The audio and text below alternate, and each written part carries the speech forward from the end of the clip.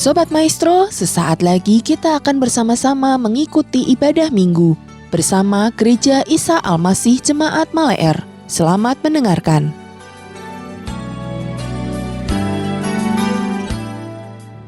Shalom Bapak Ibu Saudara yang terkasih. Sebentar kita akan bersama-sama merenungkan firman Tuhan, tetapi mari kita akan memulainya terlebih dahulu di dalam doa. Tuhan Yesus yang baik, terima kasih untuk pimpinan dan tuntunan-Mu dalam kehidupan kami, sehingga hari ini kami boleh beribadah bersama-sama. Kalau sebentar kami akan merenungkan firman-Mu, kami berdoa, kiranya Tuhan menolong kami untuk kami boleh mengerti apa yang menjadi isi hati Tuhan. Dan kami berdoa, kiranya Tuhan juga berkenan memberkati kami, sementara kami belajar akan kebenaran-Mu. Untuk Tuhan seluruh kemuliaan, hanya di dalam nama Tuhan Yesus kami berdoa. Amin. Bapak Ibu Saudara, hari ini kita akan bersama-sama merenungkan firman Tuhan dengan satu tema, jangan sia-siakan. Nah, kita akan mendasari pembelajaran kita dari Injil Matius pasal 25 ayat 14 sampai ayat yang ke-30. Firman Tuhan berkata demikian. Sebab hal kerajaan surga sama seperti seorang yang mau bepergian ke luar negeri, yang memanggil hamba-hambanya dan mempercayakan hartanya kepada mereka. Yang seorang diberikannya 5 talenta, yang seorang lagi 2, dan yang seorang lain lagi 1. Masing-masing menurut kesanggupannya. Lalu ia berangkat. Segera pergilah hamba yang menerima 5 talenta itu. Ia menjalankan uang itu lalu beroleh laba 5 talenta. Hamba yang menerima 2 talenta itu pun berbuat demikian juga dan berlaba 2 talenta. Tetapi hamba yang menerima 1 talenta itu pergi dan menggali lubang di dalam tanah lalu menyembunyikan uang tuannya. Lama sesudah itu, pulanglah tuan hamba-hamba itu, lalu mengadakan perhitungan dengan mereka. Hamba yang menerima 5 talenta itu datang dan ia membawa laba 5 talenta. Katanya, Tuan, 5 talenta Tuhan percayakan kepadaku. Lihat, aku telah beroleh laba 5 talenta. Maka kata tuannya itu kepadanya, baik sekali perbuatanmu itu. Hai hambaku yang baik dan setia. Kau telah setia dalam perkara kecil, aku akan memberikan kepadamu tanggung jawab dalam perkara yang besar. Masuklah dan turutlah dalam kebahagiaan tuanmu. Lalu datanglah hamba yang menerima 2 talenta itu, katanya. Tuan, 2 talenta Tuhan percayakan kepadaku.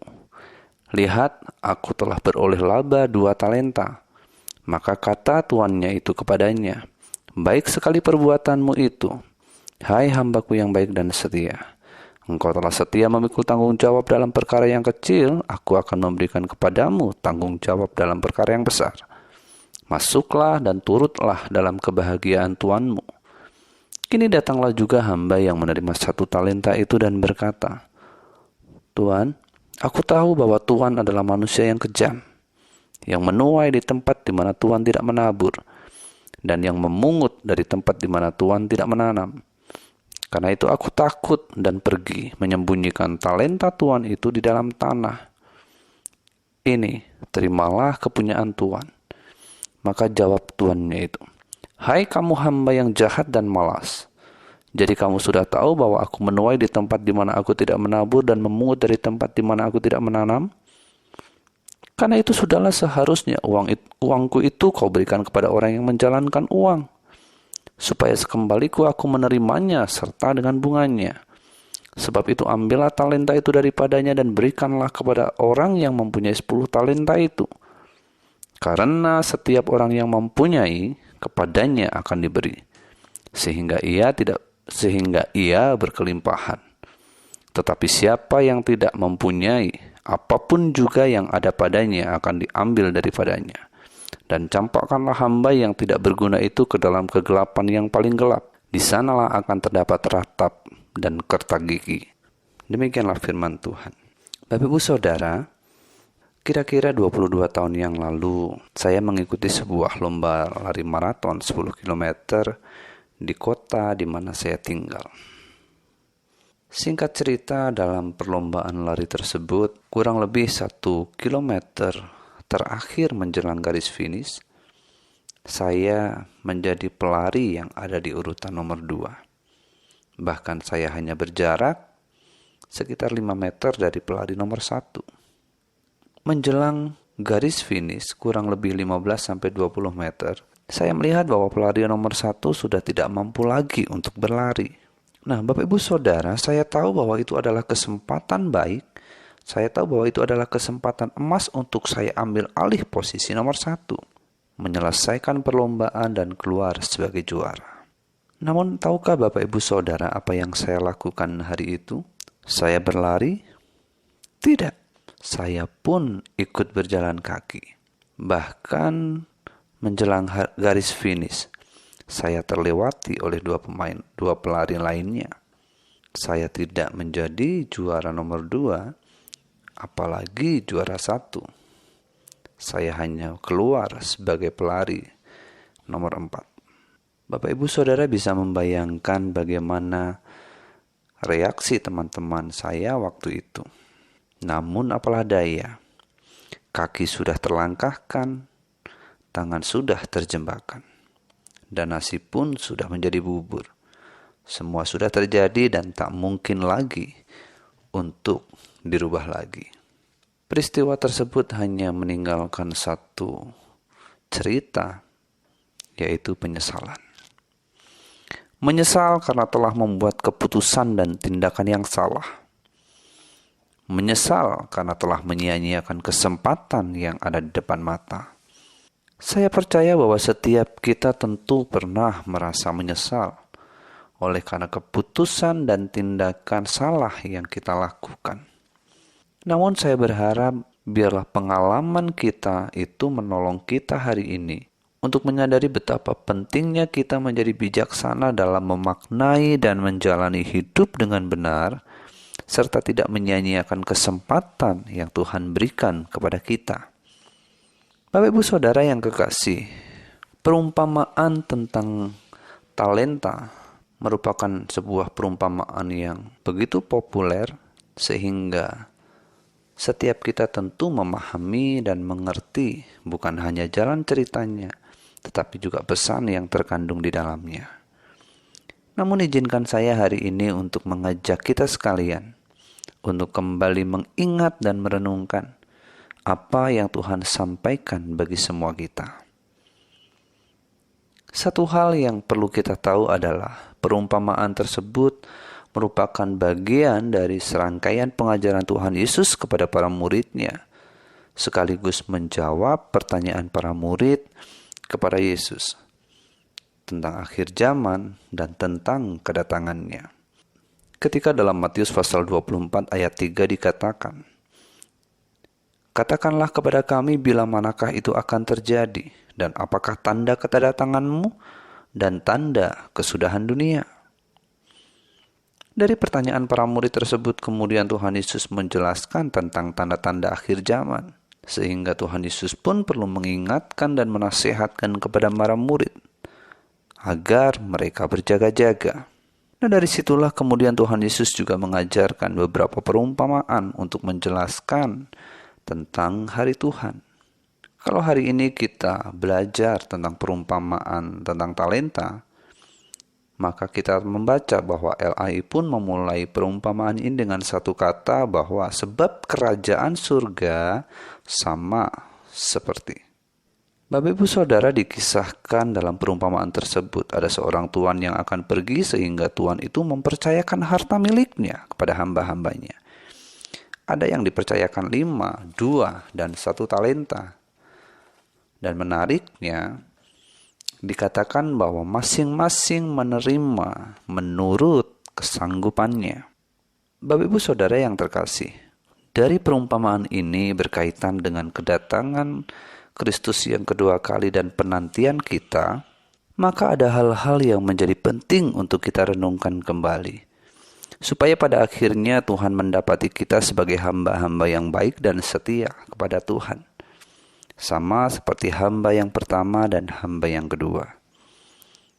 Bapak Ibu Saudara, kalau kita membaca dalam Matius pasal 25 ayat 14 dan 15, bahwa dikatakan kerajaan surga itu sama seperti seorang tuan yang mau bepergian ke luar negeri.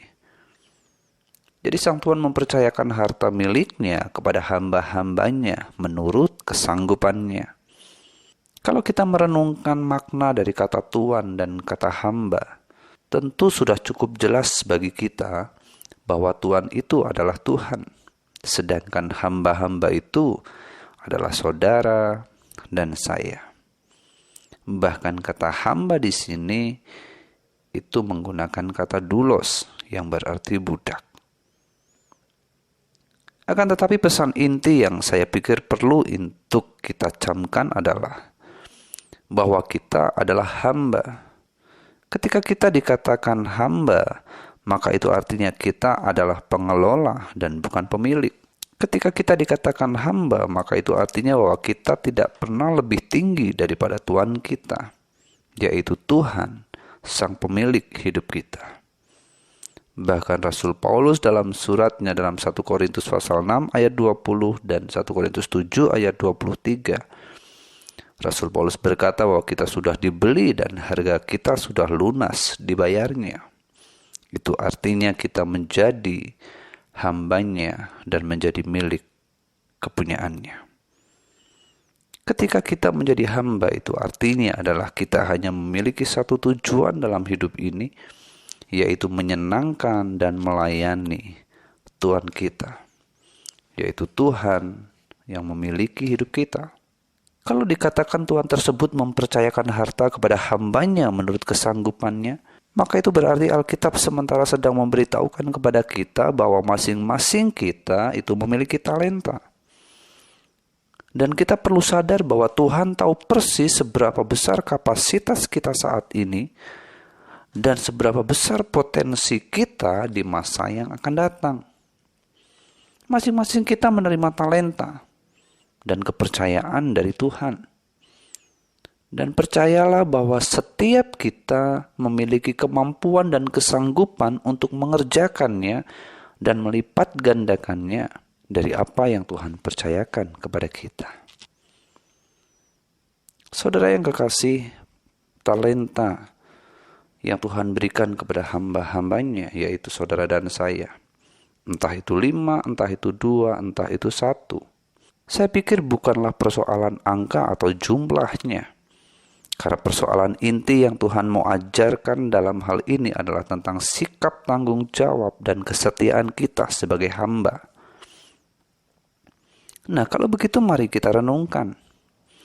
Seberapa banyak talenta yang Tuhan percayakan kepada kita? Apakah itu waktu, keluarga, keahlian, harta, atau dan yang lain sebagainya? Sudahkah kita mengelolanya dengan produktif? Sudahkah kita mengerjakannya dengan produktif? Sudahkah kita mengelolanya dengan bertanggung jawab dan melakukannya secara konstan? Ingat, kita hanyalah hamba yang dipercayakan dan kita bukan pemilik. Dari semua talenta yang Tuhan percayakan, seberapa banyak yang kita gunakan dengan maksimal, produktif, dan efektif, bahkan konsisten, sehingga semua itu menyenangkan hati Tuhan. Kalau talenta itu adalah soal waktu, dari sekian banyak waktu yang kita terima, seberapa banyak yang kita gunakan dengan penuh tanggung jawab, dan semua itu menyenangkan Tuhan. Kalau talenta itu adalah keahlian, maka seberapa banyak keahlian yang kita terima daripada Tuhan dan kemudian kita gunakan untuk menyenangkan hati Tuhan. Kita gunakan dengan penuh tanggung jawab, kita melipat gandakannya. Karena pada akhirnya kita mesti sadar satu hal ini, bahwa semuanya adalah milik Tuhan, kita hanyalah pengelolanya. Di ayat 16 sampai ayat yang ke-17 dikatakan bahwa segera pergilah hamba yang menerima 5 talenta itu. Yang menjalankan uang itu lalu beroleh laba 5 talenta. Hamba yang menerima 2 talenta itu pun berbuat demikian juga dan berlaba 2 talenta. Tetapi hamba yang menerima 1 talenta itu pergi dan menggali lubang di dalam tanah lalu menyembunyikan uang tuannya. Dari sini kita melihat bahwa ada 2 tipe hamba. Hamba yang bertanggung jawab dan hamba yang tidak bertanggung jawab. Kalau kemudian dikatakan segera pergilah, maka itu artinya sang hamba tahu betul apa yang menjadi kesukaan bagi sang tuannya. Sang hamba tahu betul apa yang harus dilakukannya sebagai seorang hamba. Dia merupakan seorang tipe hamba yang bertanggung jawab, bukan hanya tahu atau sadar tentang siapa dirinya, namun juga tahu akan fungsi dan tujuannya. Tidak ada yang lain selain melayani dan menyenangkan hati Sang Tuhan yang memiliki hidupnya. Bapak Ibu Saudara yang terkasih, dalam proses mengerjakan tanggung jawab dan kesetiaan kita kepada Sang Tuhan secara konstan, tentu bukan sebuah proses mudah tanpa kesulitan ataupun bahkan tanpa kegagalan. Hari-hari yang lalu yang mungkin kita jalani, mungkin saja kita salah, bahkan mungkin saja kita gagal. Atau mungkin hari ini kita sementara memutuskan untuk memendam saja talenta yang Tuhan berikan kepada kita. Tapi izinkan saya untuk berkata, jangan pernah lakukan itu. Saudara dengar baik, bangun, bangkitlah, dan jangan menyerah apalagi berhenti lalu tidak berbuat apa-apa. Jangan bandingkan talentamu dengan talenta orang lain, jangan biarkan orang lain menentukan tentang langkah hidupmu. Tuhan, Sang Tuhan dan pemilik hidup kita lah yang berhak untuk menilai hidup kita. Dan hari ini saya percaya Tuhan sementara berkata, aku percaya kepadamu. Karena itu bertanggung jawablah dan setialah. Maka saya percaya pasti akan membuahkan hasil. Mengapa kita harus bertanggung jawab? Di ayat yang ke-19 dikatakan, lama sesudah itu pulanglah tuan hamba-hamba itu, lalu mengadakan perhitungan dengan mereka. Mengapa kita perlu bertanggung jawab? Karena kita sadar bahwa kita bukan hanya sekedar hamba, tetapi kita tahu bahwa satu kali Sang Tuhan akan datang kembali, dan Tuhan itu akan mengadakan perhitungan dengan kita. Dan sadarlah bahwa hari di mana Tuhan itu mengadakan perhitungan, maka itu akan menjadi hari yang sangat krusial. Apakah pujian yang akan keluar, ataukah celaan yang akan Ia sampaikan? Tapi percayalah bahwa ketika hari itu terjadi, maka hari itu akan menjadi hari di mana tidak ada lagi kesempatan untuk memperbaiki kesalahan. Bapak, Ibu, Saudara yang kekasih, karena itu selagi masih ada kesempatan, selama jantung masih berdetak, selama mulut masih bisa berkata, selama kaki masih mampu melangkah, selama hayat masih ada di kandung badan, dengar baik. Jangan sia-siakan kesempatan dan kepercayaannya. Mari kita berjuang menjadi hamba yang bertanggung jawab dan setia, supaya kelak ketika Ia datang dan membuat perhitungan dengan kita, maka Tuhan mendapati kita sebagai hamba yang baik dan setia, dan kita akan masuk dalam pesta perjamuan bersama dengannya. Amin. Mari kita akan berdoa. Tuhan Yesus, terima kasih untuk firman-Mu hari ini, yang kembali mengingatkan kepada kami bahwa banyak hal yang Tuhan percayakan dalam hidup kami. Karena itu ingatkan kami Roh Kudus supaya kami menggunakan setiap kepercayaan yang Tuhan berikan kepada kami dengan maksimal. Kami tahu kami adalah hamba, bukan pemilik. Dan biarlah segala sesuatu yang Tuhan percayakan kepada kami kelola dengan sungguh-sungguh, dengan bertanggung jawab. Kami mengerjakannya dengan setia. Dan biarlah sungguh satu hari nanti ketika Tuhan datang kembali, ketika Tuhan mengadakan perhitungan dengan kami, Tuhan mendapati bahwa kami adalah hamba yang setia, hamba yang bertanggung jawab, dan hamba yang berkenan di hadapan Tuhan. Untuk Tuhan seluruh kemuliaan. Hanya di dalam nama Tuhan Yesus kami berdoa dan kami mengucap syukur. Amin. Demikianlah Bapak Ibu Saudara ibadah kita hari ini. Kami mengundang sidang jemaat untuk dapat tetap mengikuti ibadah online Gereja Isa Al-Masih Jemaat Maleer, baik melalui Radio Maestro 92,5 FM setiap hari Minggu pukul 12:15, atau melalui channel GIA Maleer di youtube.com setiap hari Minggu pukul 9.30. Bagi sidang jemaat yang membutuhkan dukungan doa, dapat mengirimkan beban doa melalui SMS ataupun WhatsApp di nomor 0821 1965 9019. Happy Sunday and God bless you.